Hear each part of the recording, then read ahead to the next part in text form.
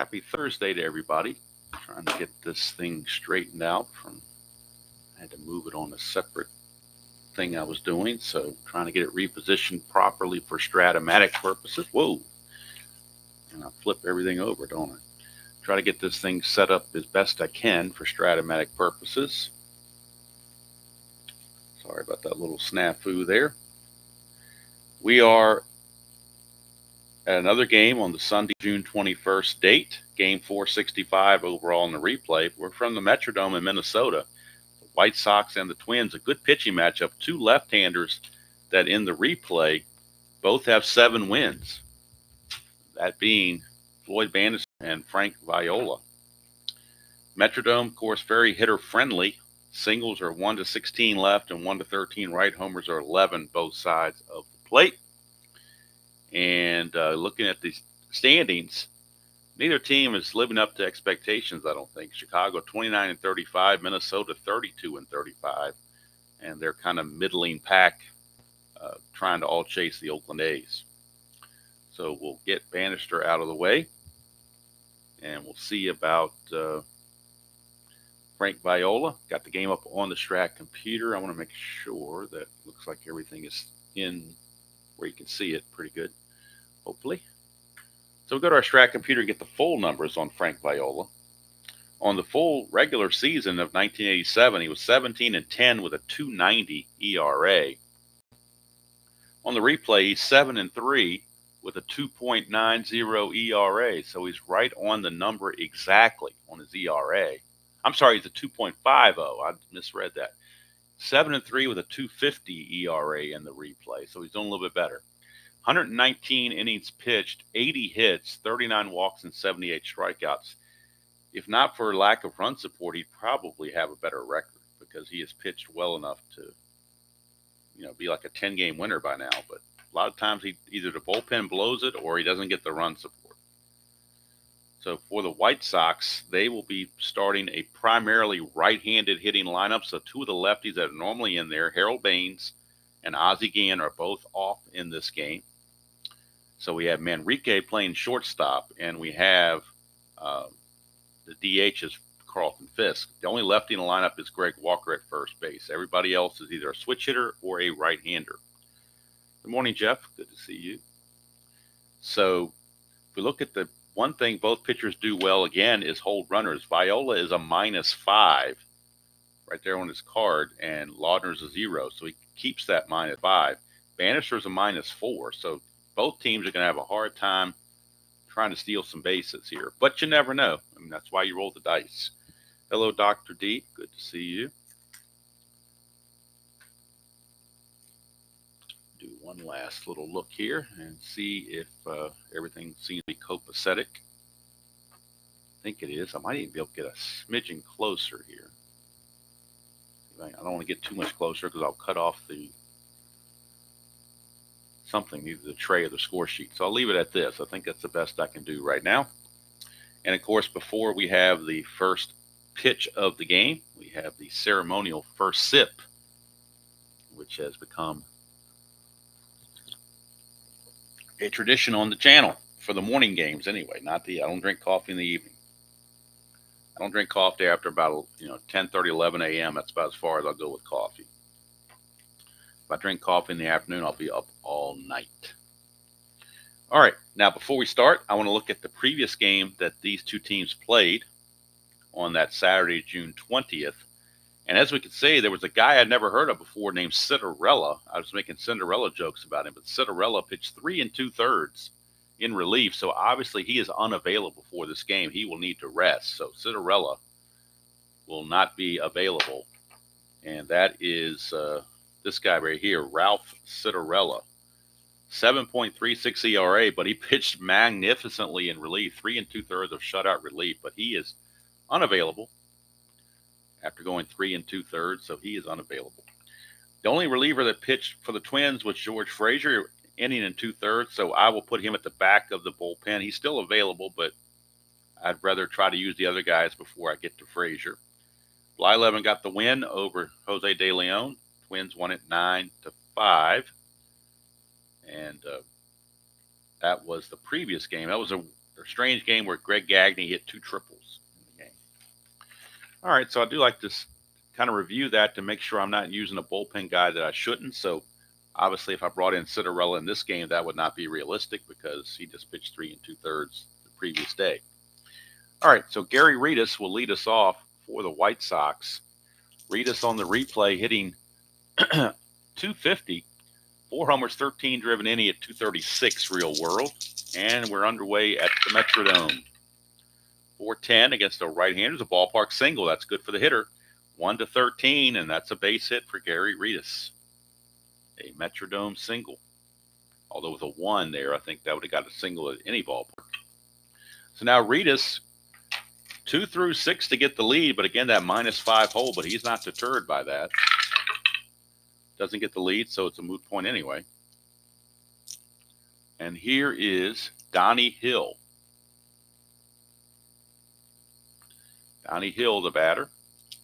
Hill, a switch hitter. Kind of struggling a bit so far, hitting just 202, 2 homers, 18 driven in, but he only hit 239 real world as well. So, wasn't that great to begin with. 4-8, switch hitter batting right-handed. That's going to be a strikeout for Viola. His first strikeout of the game. Comes in the second batter faced. And that'll bring up right fielder Ivan Calderon.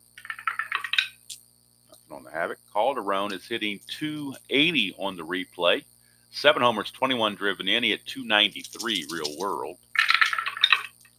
3-7 against the left-hander, and he's going to strike out against Viola. So strikeout number 2 for Frank Viola. That'll bring up Carlton Fisk, the designated hitter. Fisk on the replay is hitting 276, 7 homers, 23 driven in. Now, one of the problems with putting Fisk as your DH is he's your catcher, and they have no other catchers other than Ron Karkovice. So if you wanted to take Ron Karkovice out of the game and put Fisk in as a catcher, you lose your DH, but that's the risk they're taking. 5-5, right-hander is a ground ball to second, and that's going to end the inning. So a leadoff single amounts to nothing. And we go to the bottom of the first. It is the White Sox nothing and the Twins coming to bat. And on the mound for the White Sox, their best pitcher on the replay by far, Floyd Bannister. 16-11 with a 3.58 ERA in the real season. On the replay, he is 7-2 with an ERA of 2.58, a full run lower. 101 innings pitched, 84 hits, 17 walks, 51 strikeouts. Twins lineup pretty standard. Gary Gaetti is back in the lineup, but he's a DH, so he must have had some kind of injury that at first took him out of the game, period. But now they're thinking maybe if we bring him back in as a DH and not put him in the field, that'll help. So they got Al Newman playing third base. I think it's the first time he's played third base all year. But Gaetti is there as the DH. So Dan Gladden on the replay is hitting 233, 4 homers, 20 driven in. He hit 240, I think it's 249. He hit 249 real world against Floyd Bannister. 3-4, it's a ground ball to short, and Manrique makes the play. As again, we mentioned that Ozzie Guillen and Harold Baines are both getting the game off against the left-hander, or at least not starting. Of course, they're available to pinch hit. So here's Al Newman playing third base, I believe, for the first time. He is a 3.31 at third base, so not the best. He is hitting 257 on the replay, however. No homers, 9 driven in. He only hit 221 real world. Switch hitter batting right-handed, 1-7, and that's a base on balls. So we'll see if he would like to get a lead. Well, he's got a good chance right here, 2 through 8 or a 10. And then he gets picked off or caught on a 9. So let's see if he can get the lead. The 7, he gets the lead. He's going to go 15 being held as a 13. And then -4 is a 9. So it's a 45% chance, 1-9. And he's caught stealing. So Al Newman is caught. Caught stealing for Newman. Let's look at his numbers on the replay and on the real season. In the real season, he stole 15 bases, got caught 11 times. This was before this attempt, he had stolen 9, only caught 3 times. So now he's stolen 9, caught 4. So you're thinking it was not a prudent move to try to steal. If you don't steal, you're never going to capture those 11 caught stealings. So let's see here. That was Puckett. Okay. All right, so he's caught stealing. 2 down, bases clear for Kirby Puckett. 316 average for Puckett on the replay. 10 homers, 37 driven in. He had 332 real world. 4-5, and that's going to be a pop out to short, and that will do it for the Twins here in the first. We go to the second inning. No score. And I'm expecting a good pitching matchup with these two pitchers out there, but you never know what the dice will say. Viola will start out facing the only lefty he's going to face in the starting lineup, and that's Greg Walker. But Walker can handle lefties pretty well. Walker hitting .218 on the replay, 4 homers, 23 driven in. He at .256 real world. 4-11, and that's a fly ball left field X. We're looking at Gladden, 2E5 for Gladden.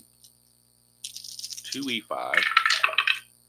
2 and a 7, I believe he gets to that.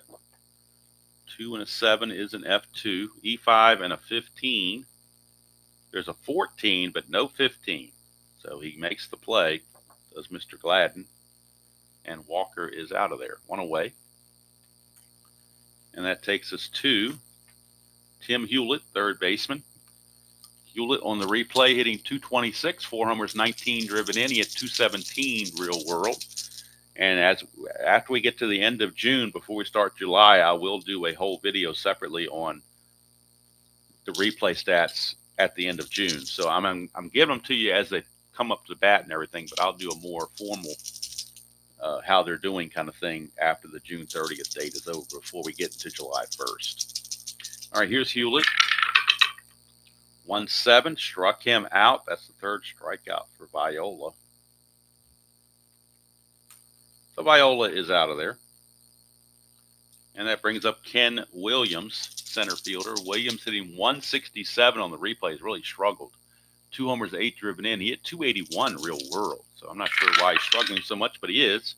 6-8, and the struggles continue. It's a fly ball out to Bernansky in right field. Easy 1-2-3 inning for Viola.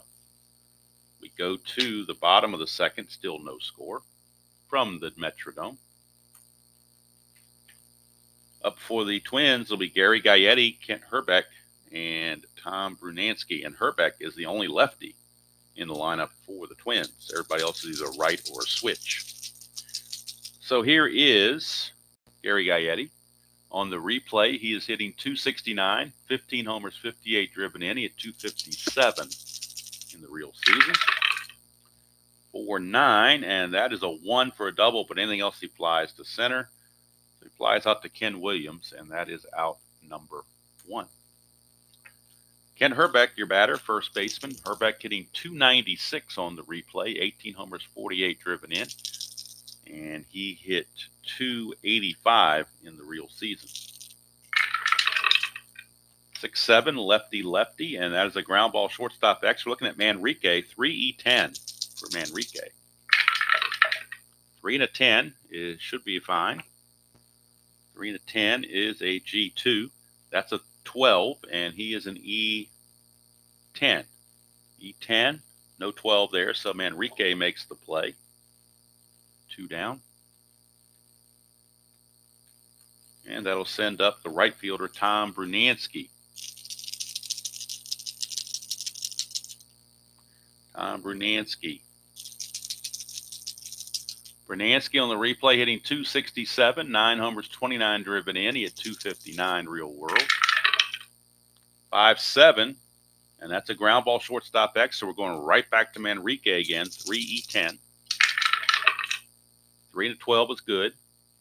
And on the E10, the only errors are 16, 17, 18, and 3, so he's perfectly fine there to make the play. And that's going to end the inning.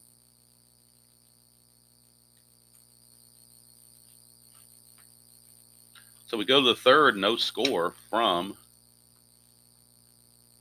the Metrodome. Due up for the White Sox, it'll be Manrique, Karkovice, and Reedus as we get ready to start the top of the third. Hello, Joe. These charts came from ID Jester. That's where I got them from.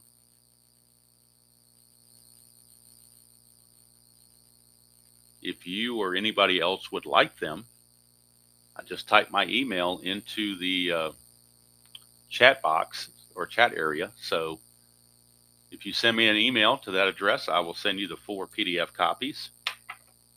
There are 4 files, one for infield, one for outfield, one for pitcher and catcher, and one for like sacrifice bunts and hit and runs and stuff like that. So there's 4 individual PDFs that I will certainly be glad to email to you. If you send me that, a little note to that, nothing fancy, just say, hey, I'd love to get a copy of those PDF X charts. And that's all you need to say. You don't need to, just say, hey, I saw you on YouTube or something. Or whatever you want to say. I don't care. I'm not one for conversation. So simple and sweet. All right, Manrique.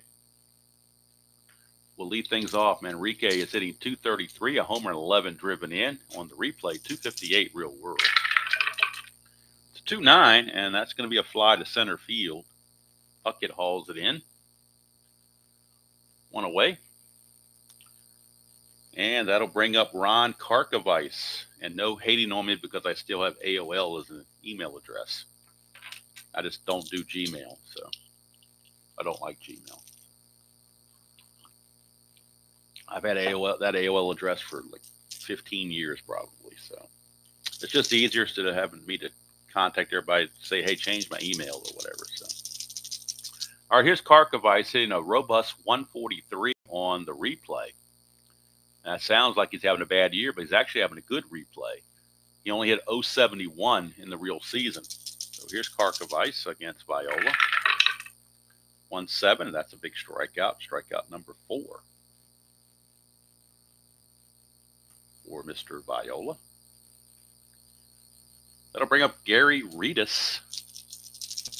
He singled his first time up. 3-3, and that's a pop out to second base. And that will end the inning. So we go to the bottom of the third. Still no score from Minnesota. Due up for the Twins, it'll be Tim Laudner, Steve Lombardozzi, and Greg Gagne, bottom third of the order. Laudner on the replay is hitting 270, 7 home runs, 17 driven in, and exactly 100 at bat. So he's overperforming big time. He had 16 home runs real world in 288 at bats, but he only had a 191 average, and he's hitting 270 right now. So see what happens on the second half. See if that levels out a bit. 2-7, that's a base on balls. Second walk issued by Bannister. Laudner no threat to run. Here's Lombardozzi. He is an A bunter. They might want to get something started here because then you have Gagne and Gladden, better hitters coming up. So they're going to bunt with Lombardozzi. Lombardozzi on the replay hitting 250, 3 homers, 17 driven in at 238 real world. So we bring out our bunt chart.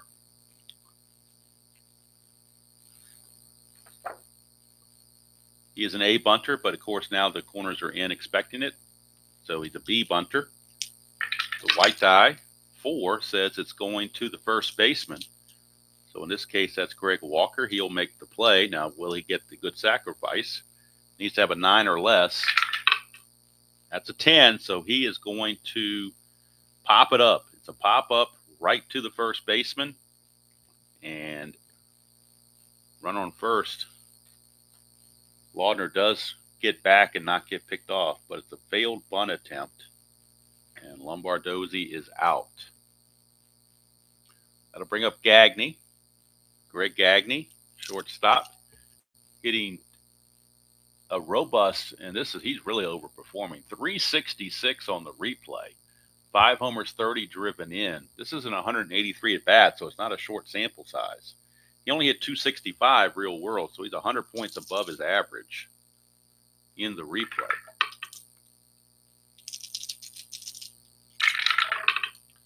.111, and that's a ballpark single check. That's usually good for the hitter, and it certainly is in this case. So first and second now with one out, thanks to the ballpark single from the Metrodome. Back to the top of the order for Gladden. Gladden, his first time up, grounded to Manrique at short. 1-6, and that's a fly ball to center field, out number 2. So 2 down. It's going to take a clutch hit from Al Newman to get him through. Newman in the clutch does gain a hit on 110 and 3-2, so he gains 2 extra hits in the clutch. See if he can find those. Now we're on the pitcher card. 4-7. Ground ball second base X. We are looking at Donnie Hill. 4-11. He's not that, his range is limited with a 4. 4-17 though. He catches a break. He'll get to that. And the 10 with an E11. So 4-17 to G1. Second base.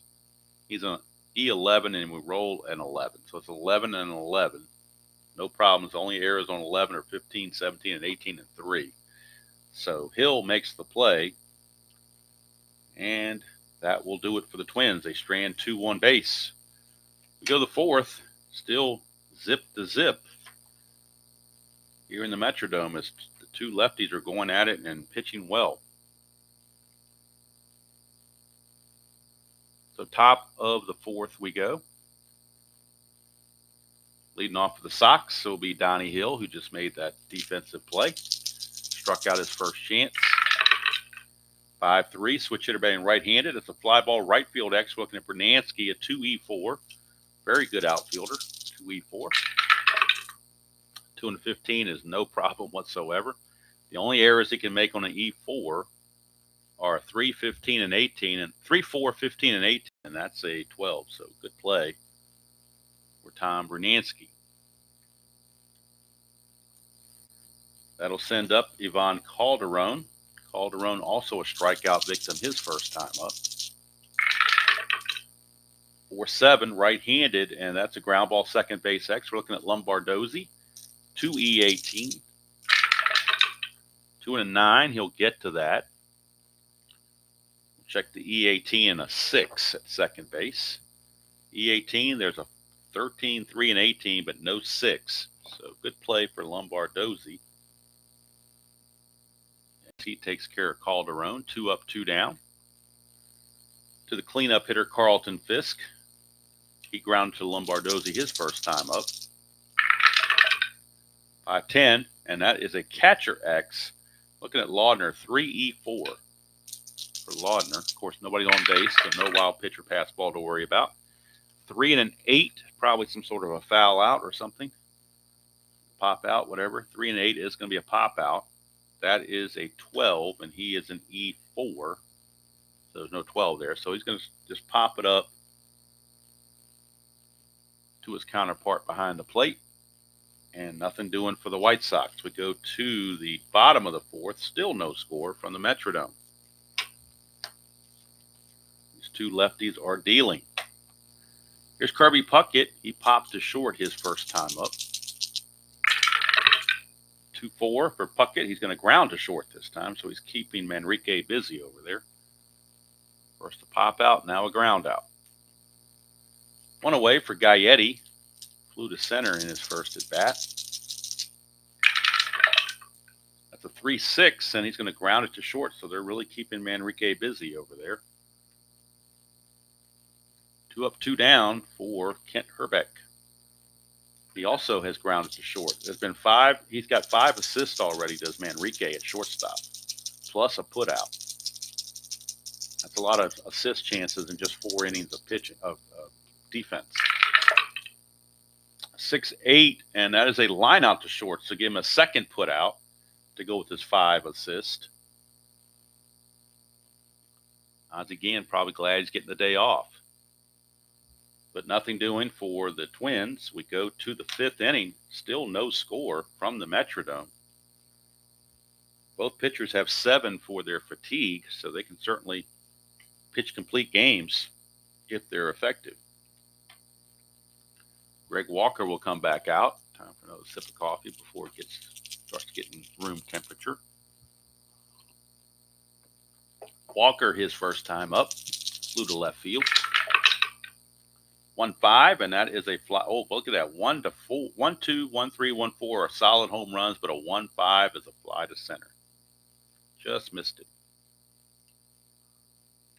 Bucket tracks it down, 1 away for Tim Hewlett.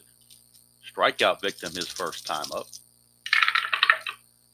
4-6, and not this time. 1-16 is going to be a single, and that is a 3, so that is a base hit. Base hit for Hewlett. That's the first hit of the game since Reedus led off the game, so only the second hit by the White Sox. Hewlett not going to go anywhere. Not going to be held.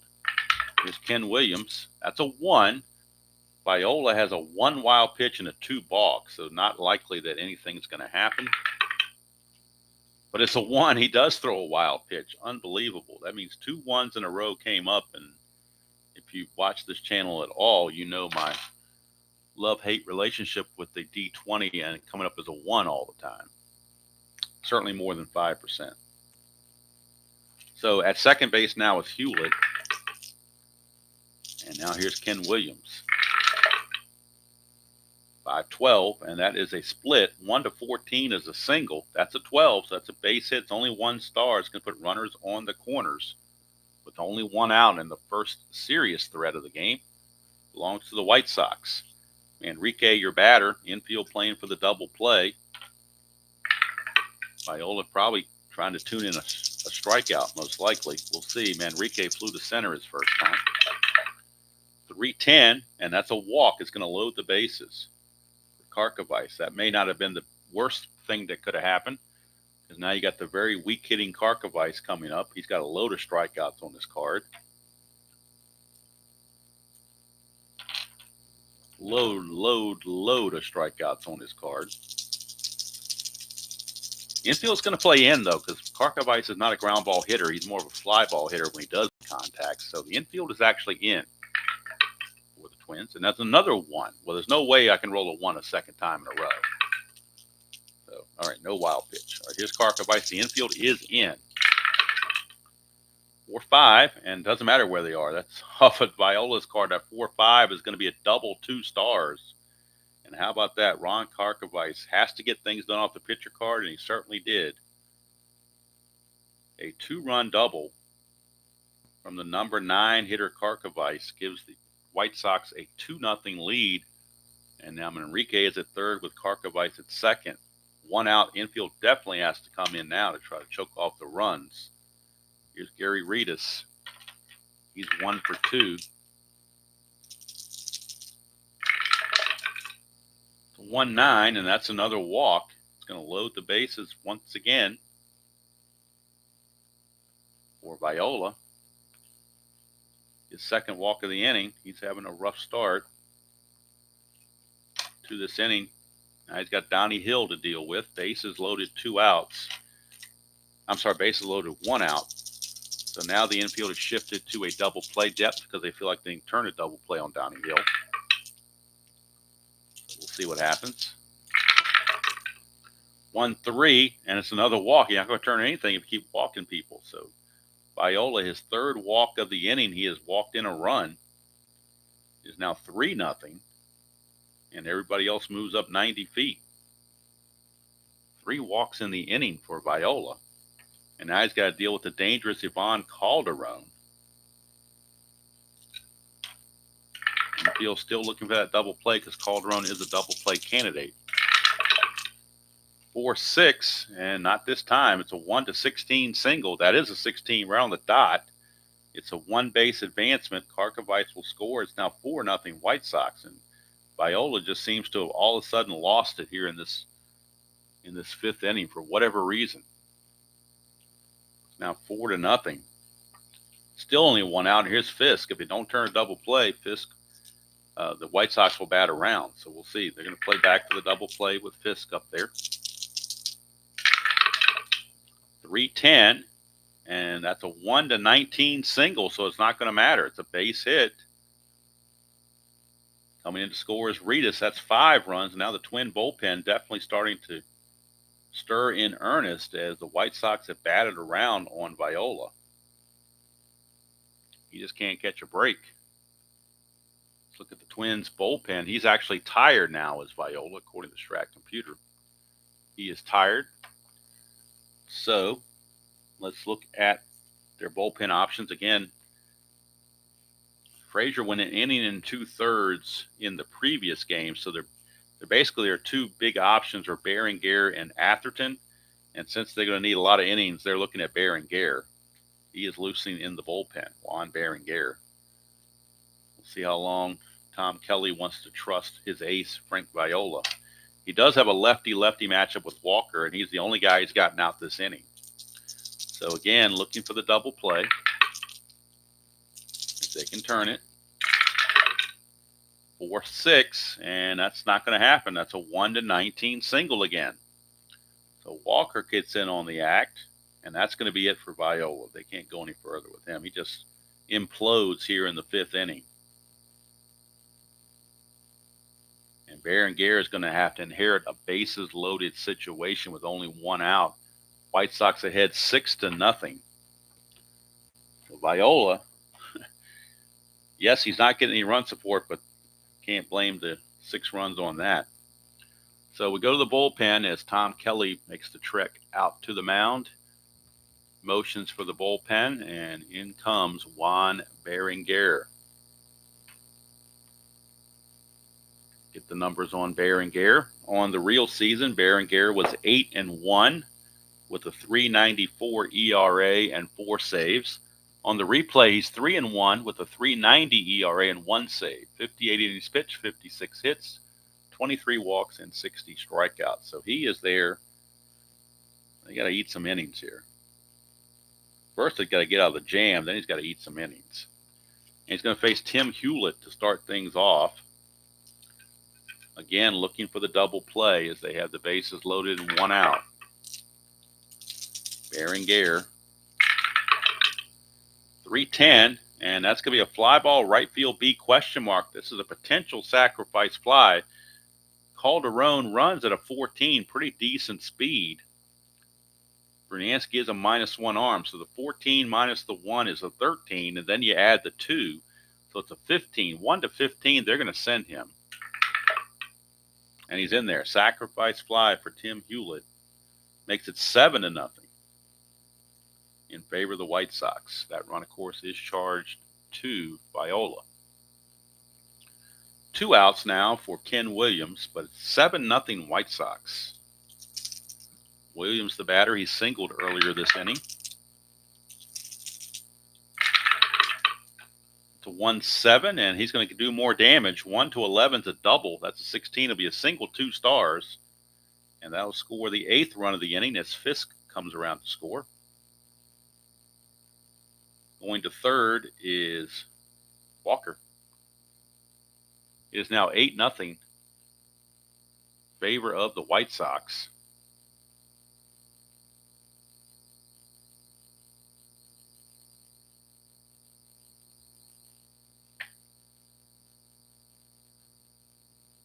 No problem, Rock. I'd have to go back and look at my Amazon order. I don't remember because I don't have the paper for, I've got this leftover card stock still I haven't used, but the wrapping on it, I don't have the individual wrapping on it.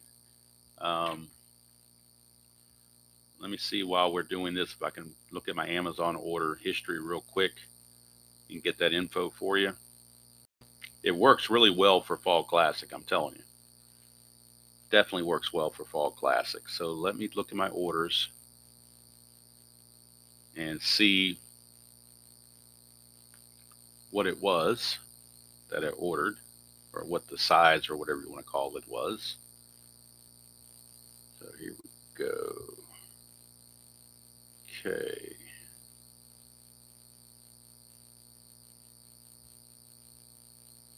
All right, I'm not sure how, let me see if I can show this on screen. I don't know how well it's going to show up, but we'll find out.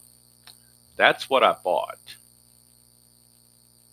Blank perforated, next day labels, blank perforated printable card stock, 8 cards per sheet, 125-pound tag, 4 1/4 by 3 1/4, whatever that means. I don't know. It's 800 cards, so you get 100 sheets. There you can print off 8 cards a piece. But that's what I bought, and I believe the price, the price for it was $31 is what the cost was. So that's what I purchased. I got that back on February the 24th. So that's what I ordered, off of his recommendation. And if you use it for Fall Classic, I would certainly recommend it, because it does, it prints out very, very well. So, hope that answers your question. All right, here is Fred Manrique. Let's get back to the ball game. Fred Manrique. It's still a clutch situation, even though it's 7-0. It's still considered a clutch situation because of the base running and the 2 outs. So he loses hits on 2-3 and 3-6. Berenguer trying to get out of this without making it worse. 5-10. Catcher X. Laudner might make it worse. 3-4. 3-16, though, he might catch a break. 3-16 is going to be just a regular old foul out. We're not checking any pass balls or wild pitches, just a regular foul out. That's an 11, and on an E4, I don't think that's an issue. No, it's not. So just a foul out, and the inning is finally over, but 7 runs come in for the White Sox. And now we can go in and put the gory details in for Mr. Viola. Let's go to the box score and get his totals. As somebody once said, they ain't pretty. He was just rolling along through 4 innings and just hit a brick wall here in the 5th for whatever reason. So Viola goes 4 1/3. He's going to give up 7 hits and, this is saying 8 runs. Did they score 8 runs? Yeah, they sure did. I forgot the sacrifice fly came across. So it was actually 8 runs, not 7. 8 runs. They were all earned. 7 hits, 3 walks, 4 strikeouts. And barring a miracle comeback, Viola will drop to 7-4, and Bannister will improve to 8-2. All right, so all of a sudden, Bannister has an 8-0 lead to work with, and he's only given up 1 hit this game. That was to Gagne. So, long trek from Minnesota. I know it's the Metrodome, and game maybe never be over at the Metrodome, but I think you're stretching it if you think it's not over now. But hey, stranger things have happened. We've had comebacks before, so I'm, like the old James Bond movie said, never say never. 2-8, and that's a ballpark blast for Brunansky. That's a 3. It's gone. So the Twins waste no time getting a run back on the board. Tom Brunansky, a solo shot. For Brunansky, his 10th home run of the replay. He had 32 real world. RBI number 30. 2-8. Ballpark blast. And a 3. So, leadoff home run for Brunansky. And the Twins are finally on the board. Here's Laudner. Walked his first time up, 5-7. Ground ball shortstop X. We're back to Manrique. Has already had a lot of activity in this game, but he's been up to the task every time. 3-17 is fine. That's a 10 and a 10, no problem there. So Manrique makes the play. That'll bring up Lombardozzi. 6-10, and that's a ground ball third base X. We're looking at Hewlett, 4E22. 4-8. That could be a little iffy. 4-8. Nope, G3. That's good enough. That's a 10. He's an E22. There's no 10 there, so Hewlett makes the play. 2 down. So after the home run, Bannister is settled back in. Here's Gagne. 2 outs, base is cleared.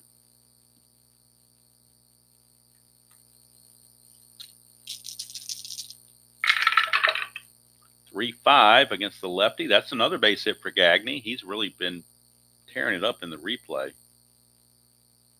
He's hitting over 370 now in the replay, over 100 points higher than what he hit in real world.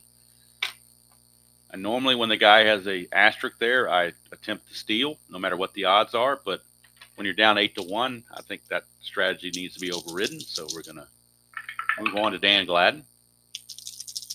I mean, if you're going to steal now, you got to be about 95% sure. 1-9 for Gladden. That's a 1-6 single, but that's a 19, so he will line it to short. So the only run for the Twins is the Bernansky homer. Now you can throw your rain checks away because we now have an official game. Berenguer back out, and he will be facing. And now I got to remember that the columns are not matching up anymore because the White Sox batted around. So now their 6th column is here. It's matching up with the Minnesota 7th column. So it might look a little strange. Just have to remember where I'm at. Of course, having the computer going along with me helps on that venture to make sure I'm not out of line or off base, pardon the pun.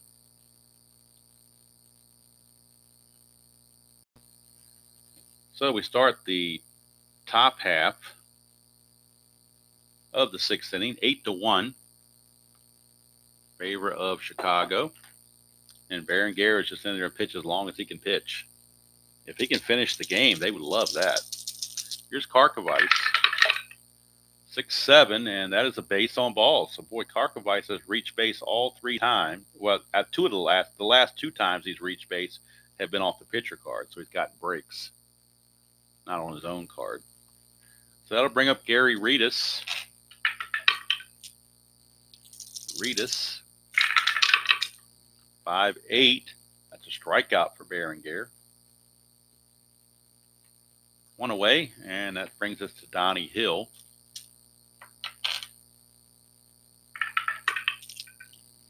Donnie Hill. 3-7 for Hill, switch hitter batting right, left-hand against a righty. 3-7 is a line out to first base, so Herbeck will snag it. 2 down. And that brings up Ivan Calderon.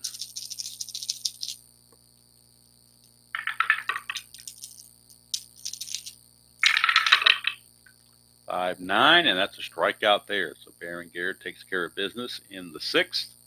We go to the bottom of the 6th. It is now still 8-1.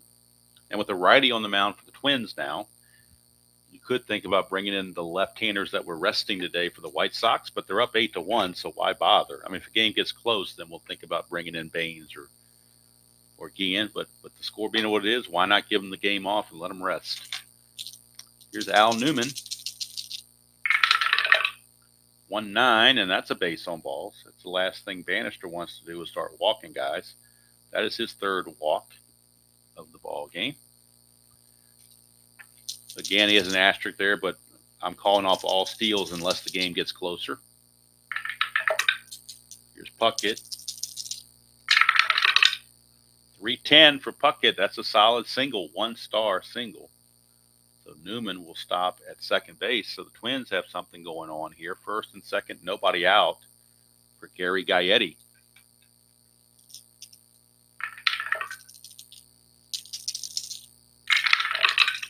That's a 4-6, and that's going to be a 1-7 single. That's a 4. It's a 1-star single once again. So just like that, the bases are loaded for Ken Herbeck and Tom Brunansky, although Herbeck does struggle against lefties. And he struggled so far 0 for 2. But he also has the pop to put 4 runs on the board real quick. 6-5, and that's a fly ball center field B, so he will get a sacrifice fly out of it as Newman trots across the plate to cut the lead to 8-2 with now 1 out. For Tom Brunansky, he homered his last time up. It was a solo shot. Now it would be a 3-run homer, and would get this game to be very interesting. 4-6, though, is going to be a 1-7 single. That's a 20, so he's going to line it right to our man Manrique, who's obviously been busy the whole game.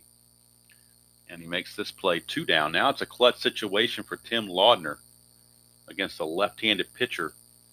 But he is listed as completely neutral against lefties. On the righties, he gains a hit on a clutch, but on lefties, he's 100% neutral. So there's no differentiation on clutch. 4-12, that's a ground ball back to Bannister, and that's going to end the inning. So we'll look promising for the Twins. They only get 1 run, and Bannister limits the damage. And the White Sox maintain a commanding 8-2 lead after 6.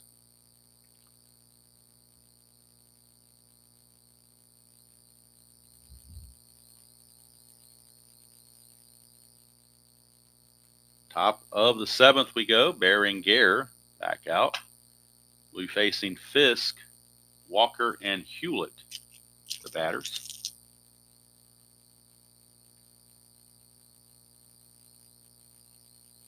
Oh, I didn't realize they did a double steal. That would have been interesting to see. Was that first and third, or was that like first and second and they stole 2 bases, or were they trying to steal a run?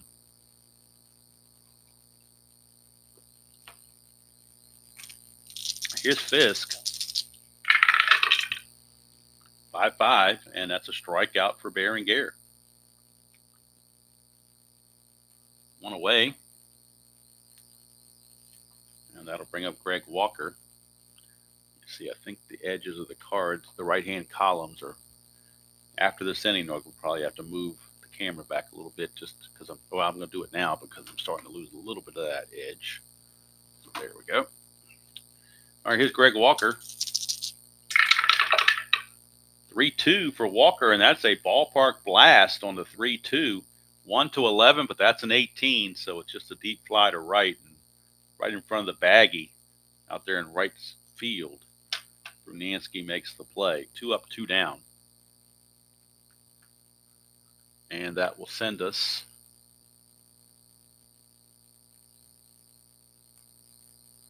to Tim Hewlett. 2 outs, bases cleared.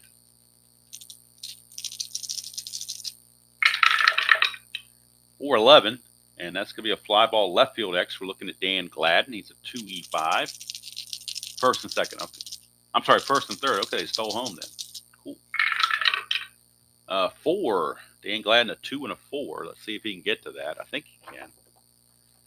2 and a 4 is F1. He barely got to it, but he gets to it. That's a 13. He is an E5. There's a 14 there, but no 13. So it wasn't easy, but Gladden makes the play on the fly out to left. And that'll take us to the 7th inning stretch, but we're going to keep going here. Bannister, this is his fatigue inning, so we'll keep an eye on that. Facing Lombardozzi, Gagne, and Gladden. 6-8 for Bannister is going to be a pop out to second base. Johnny Hill makes the play, 1 away. For Greg Gagne, he's 2 for 2. Is Mr. Gagne. 5-7.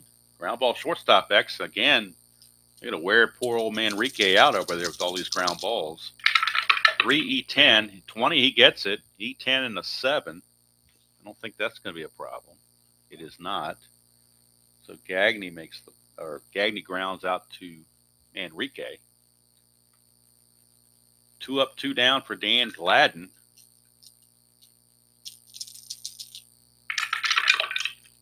6-6 for Gladden is going to be a 1-2 as a triple. 3-20 is a single. That's a 4. So Gladden will just get the single. Will not get the triple.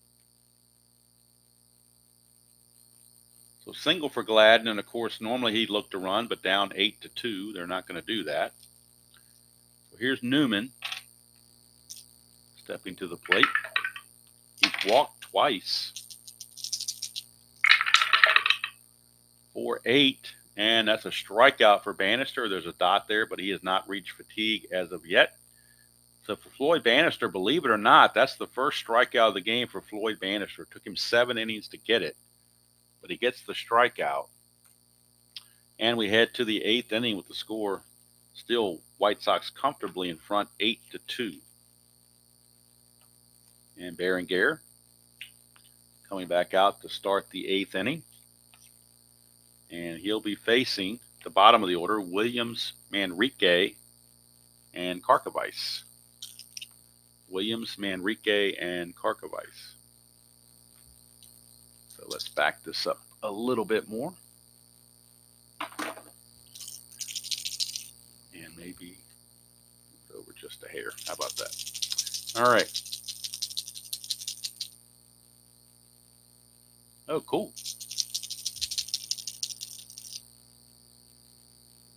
Huh. All right, here is Williams. 210 for Williams, and he flies to left. One away. For that man, Manrique, he's been all over the place defensively. Offensively, he's 0 for 2. 5-6 make him 0 for 3 as he strikes out. So Berenguer has pitched immensely well in relief, giving the rest of their bullpen a break. Here's Karkovice. 3-8 for Karkovice on his own card. He will strike out. So easy inning for Berenguer. He can go ahead and finish the game. There's no reason not to. No reason to waste another pitcher. But then Berenguer will probably need about 2 days off before he pitches again.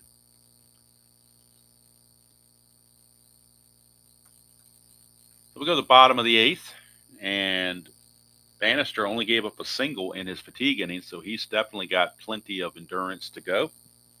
He's certainly in line to pitch a complete game. It'll be Puckett, Gaetti, and Herbeck. So this is part of the order that the Twins need. If they're going to make any kind of move at all, this will be the time to do it. 3-5, and that is a single for Kirby Puckett. Again, score being 8-2, we're not going to steal, even though he has the asterisk. So here is Gary Gaetti.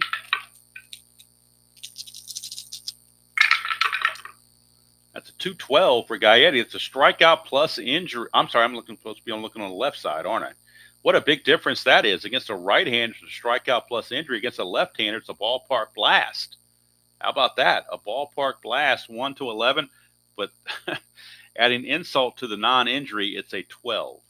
So it'll simply be a deep fly to left. But boy, almost had some hope there for the Twins. But that's not the case. Here's Herbeck.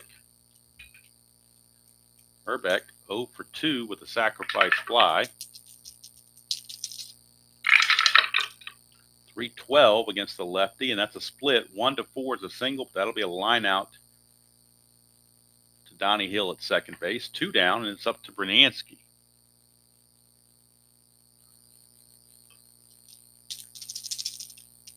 Brunansky homered for the first run of the Twins. He's also lined out and grounded out. 4-8, and this time Bannister gets him on strikes. He's not tired yet. Second strikeout. And we go to the 9th. Score still 8-2. I was hoping this would be a close game, but just can't tell what the dice are going to provide for you. Bannister's holding up his end, but unfortunately for the Twins, Viola did not hold up his end. So since we're moving too far over here, I'm going to go ahead and bring the cards over this way. And we're at the top of the order. Reedus, Hill, and Calderon are your scheduled hitters. Reedus, Hill, and Calderon. Reedus, Hill, and Calderon.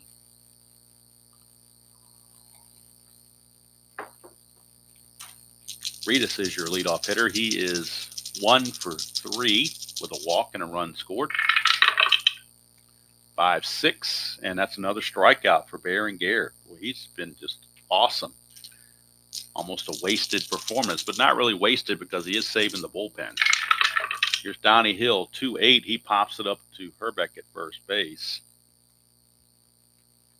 So Berenguer, maybe he's lobbying to start sometime or another. These are as-played lineups, so we'll start him whenever he gets any of his starts. Here's Calderon. 3-5, and that's going to be a base on balls. Take us to Fisk with 2 outs. Which Calderon not being held. Nobody's being held when it's 8-2. 4-7, and that's going to be a ground ball shortstop X. So we are looking at Gagne. Gagne is a 2E24. 2 and a 2. That could be interesting. He's not holding anybody on, so we'll see if that makes a difference. No, it doesn't. 2 and a 2 is a single. That's a 9, and he is an E24 at shortstop and a 9. E24, there is no 9 there, but it will be a infield or one base single for Fisk. Keeps the inning going for Greg Walker. Now, if this was a close game, I'd bring in a lefty to face Walker, but with it 8-2, what's the point? I don't think they have a lefty in the bullpen anyway, so got a luck there too. 4-7, and that's a ground ball second base X. We're looking at Lombardozzi. Lombardozzi at 2E18 to try to get out of the inning. 2 and a 15, he'll certainly get to it.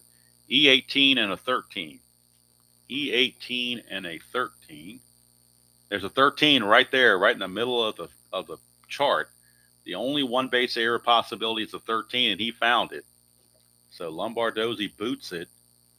And he's going to make Berenguer work a little harder now. Bases are loaded with 2 outs. And that brings up Tim Hewlett, third baseman. Hewlett is 1 for 3 with a run scored and an RBI on a sacrifice fly. Might have had an RBI on one of his singles, too. I'd have to look that up. Let's see. He was the 6th place hitter. So, yeah, he's got 2 runs batted in, I do believe. All right, so Hewlett, bases loaded, 2 outs, is still considered a clutch situation. 1-9 doesn't matter. Well, 1-10 would have been a clutch base hit, but 1-9 is a pop out to third. Unfortunately for the Twins, he didn't find that clutch situation. So Berenguer, immense 4 2/3 innings for Berenguer. Talk about yeoman work. He just did it right there. Go to the bottom of the 9th, last chance for the Sox. I'm sorry, for the Twins, rather. And Bannister going for that complete game. No action in the White Sox bullpen whatsoever.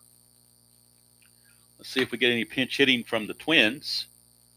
See, they've got on their bench that they can use to pinch hit. For a weak hitter like Lombardozzi, and Laudner is not too swift either, actually. So they're going to have Mark Davidson and Roy Smalley pinch. I'm sorry, Mark Davidson and Gene Larkin are going to pinch hit in this one to start the game or start the inning. So it's going to be Larkin leading off. Larkin will hit for Laudner, and Davidson will hit for Lombardozzi. So Larkin's going to pinch hit, and Davidson is going to pinch hit. 2 pinch hitters in the 9th, a switch and a righty. So Gene Larkin, will bring him on. Laudner was 0 for 2 with a walk. So we'll give Gene Larkin an at bat.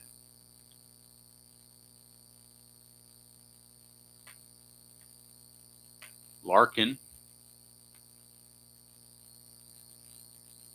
on the replay is hitting .365 and 63 at bats, a homer and 7 driven in. He hit .266 real world. So Gene Larkin.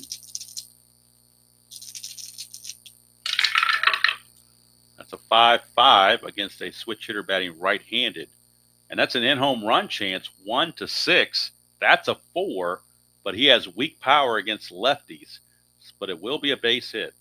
So he couldn't get the home run, but he does get the hit. The base hit there. And now here's the other pinch hitter, Mark Davidson. Let me move him over here so we can see what's going on here. So Mark Davidson, the pinch hitter.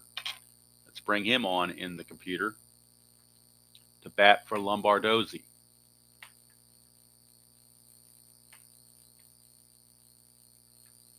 Davidson on the replay, hitting .211, 1 homer, 7 driven in. He at .267 real world.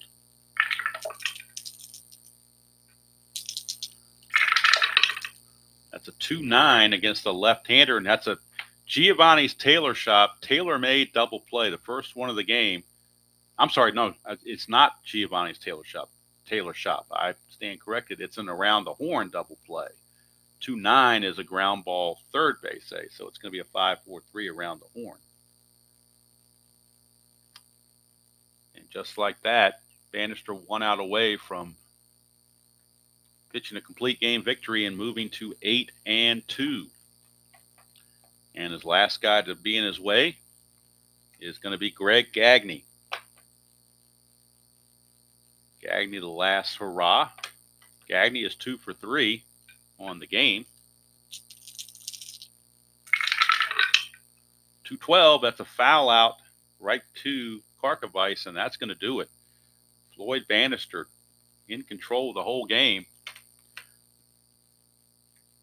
And the White Sox put more dampers on the Twins'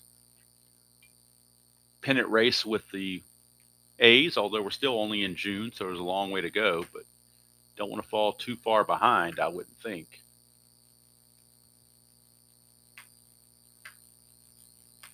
So let's go to the box score. 8 runs, 9 hits, and no errors for the White Sox. Of course, all the damage coming in the 5th inning. For the Twins, 2 runs, 8 hits, and 1 error. Bannister, 9 innings pitched, 8 hits, 2 runs. They were earned. 3 walks, 2 strikeouts. He is the winner. He improves to 8-2. Viola, the loser, goes to 7-4. Berenguer, 4 2/3 innings, 2 hits and no runs, 2 walks and 6 strikeouts. So he was immense. Both teams managed to leave 7 on base. So Floyd Bannister, your player of the game. White Sox get their 30th win. They improved to 30-35. The Twins dropped to 32-36. Hello, Trenton. Good to see you. So we go to the standings with this game now registered. And the White Sox have pulled up within 1/2 game of Minnesota for 4th place. Minnesota now 9.5 games back of Oakland. Chicago is 10 games back of Oakland. So Friday, I've got decisions to make on Friday because in the real world season, Texas and Oakland played a honest to goodness doubleheader. It wasn't I don't know if it was a makeup of another thing or whether it was fully scheduled. I don't know the details on that, but it is a doubleheader. And I'm thinking about playing both games of the doubleheader tomorrow morning, but I'm not sure. If I don't do that, then I'll do Kansas City, California, from California. That would be the other alternative. That's the single game. But I'm thinking about doing the doubleheader. Thinking about it. We'll have to wait and see. Oh, because Oakland is in first place. Texas, however, is in last place. So not the best pitching or the best matchup for the pennant race. The better game is probably Kansas City and California because California is 5.5 games out of Oakland, and Kansas City's in 3rd place at 9 games back. So I'll have to figure it out. If I feel up to playing a doubleheader, I'll do a doubleheader. If I don't, then you'll see Kansas City and California tomorrow for our Friday game. Of course, on Saturday, it's Fall Classic Baseball, NBC Game of the Week. We'll be at Yankee Stadium for the Texas Rangers and the New York Yankees. Ferguson Jenkins against Catfish Hunter. That's from the 1979 season in Fall Classic. So from here, the White Sox dominate the Twins. They knocked Frank Viola out in the 5th inning and cruise to an 8-2 victory. And Floyd Bannister improves also to 8-2 on his 1-loss record. So that's kind of ironic that would be the case. And also ironically, the only home run of the game was hit by the losing team. Tom Bernansky hit his 10th. White Sox just single, and a bunch of 3 walks. All take care of business there. So that's going to do it from here. Hope you have a great rest of your Thursday. And until next time, enjoy playing whatever game you choose to play, however you choose to play it. And I will see you all down the road.